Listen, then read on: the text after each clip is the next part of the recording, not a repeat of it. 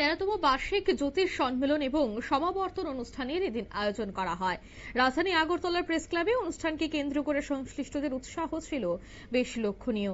সনাতন জ্যোতিষ কলেজ এবং নির্বাণ reiki healing সেন্টারের উদ্যোগেই 13তম বার্ষিক এই জ্যোতিষ সম্মেলন এবং সমাবর্তন অনুষ্ঠানটির আজ আয়োজন করা হয়েছে। এদিনের এই অনুষ্ঠানকে কেন্দ্র করে নৃত্য পরিবেশনা করতেও দেখা যায় স্থানীয় শিল্পীদের। ভারতনাট্যম সহ বেশ কিছু সেখানে সাংস্কৃতিক অনুষ্ঠান এর আয়োজন করা হয়েছে। তারপর এক এক প্রত্যেকেই আজকের এই সমাবর্তন অনুষ্ঠানকে কেন্দ্র করে বক্তব্য রাখেন। তবে এই বিষয়ে কি বলছেন সংগঠনের নেতৃত্ব প্রণব সরকার চৌধুরী, শোনাবো।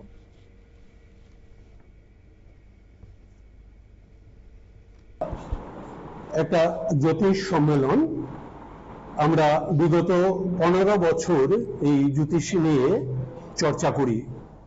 এই জ্যোতিষ আনুষ্ঠানিকভাবে আমরা 13তম সম্মেলন করতে যাচ্ছি।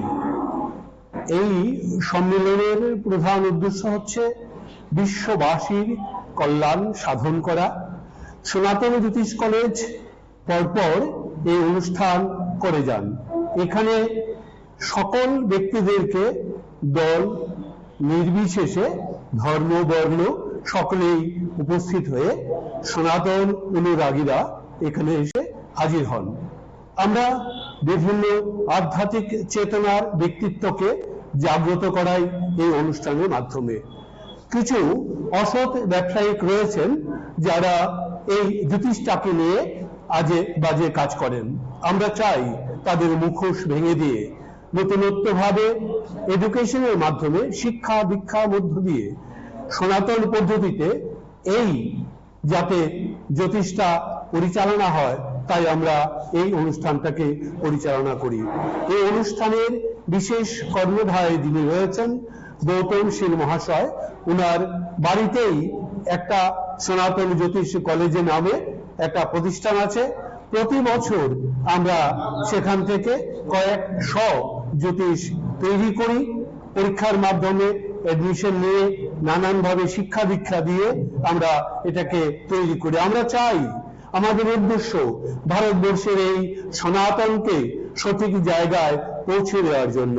তাই শিক্ষা দীক্ষা নিয়ে, কারণ নলেজ ইজ পাওয়ার, এই পাওয়ারটা দিয়ে আমরা কাজ করাতে চাই। তাই দীর্ঘদিনের আমাদের এই প্রয়াস।